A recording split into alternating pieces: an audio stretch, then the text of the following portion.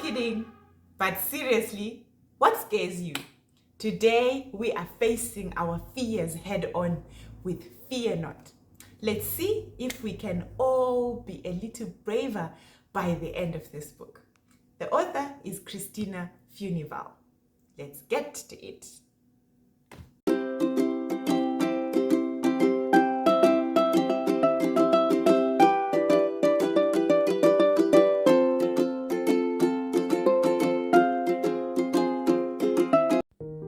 Fear Not: How to Face Your Fear and Anxiety Head On. If you are reading this book, then you might be like me, with some fears, some worries that won't let you be. We are in this together. I want you to know, all kids, grown-ups too, have these thoughts come and go. Yes, grown-ups have fears. Can't believe it? It's true. Worries bother us all, not just me, not just you. I'll tell you the story of beating my fears. So listen up now, cause I need you all ears. There were times in my life when I had a big fear. It was constantly with me. It always felt near. It would make my heart race, put my tummy in knots. It would make my head hurt.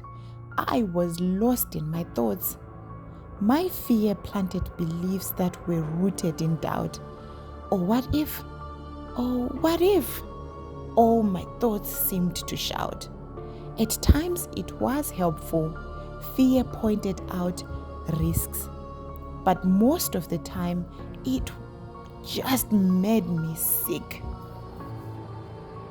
So, what did I do when fear entered my head?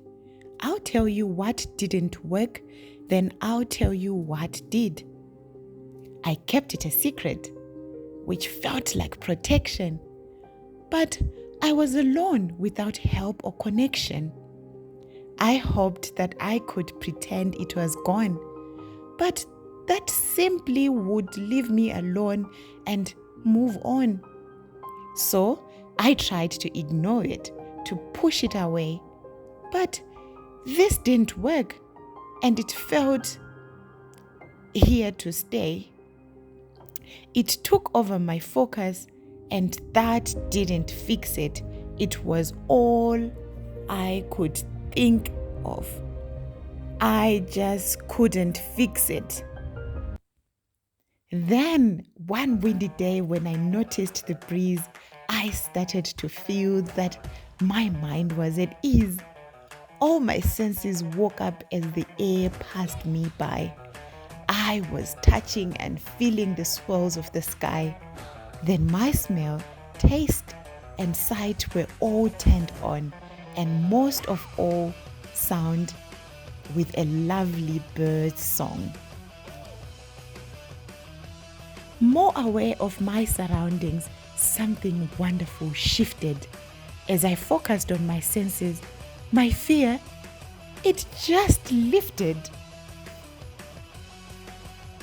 As my worries kept fading, I was learning with pride there were things I could do to make fear want to hide. I will share with you now my step-by-step plan so that you too can do it. I know you can. Step 1. First notice, accept, and acknowledge the fear. Now describe it out loud in a voice strong and clear. Cause by voicing out thoughts, we strip fear of its power. We strengthen ourselves, and then fear starts to cower. Step 2.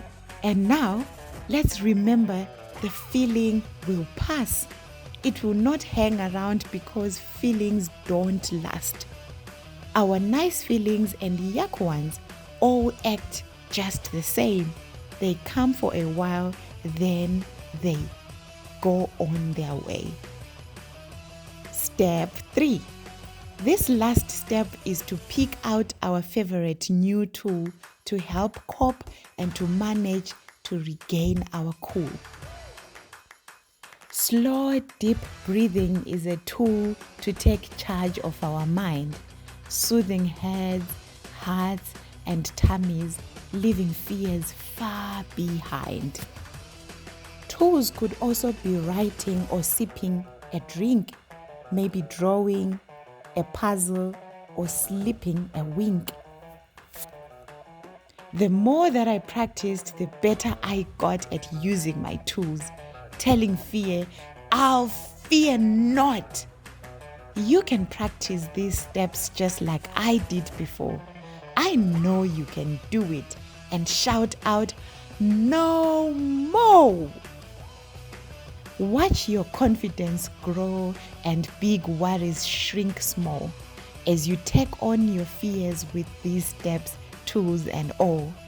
And although there are times when the fear will creep in, you are now strong and skilled, and you've learned how to win. Fears aren't so scary if we don't let them be. When we face them head on, we can bravely be free. The end. Fear is tricky, huh?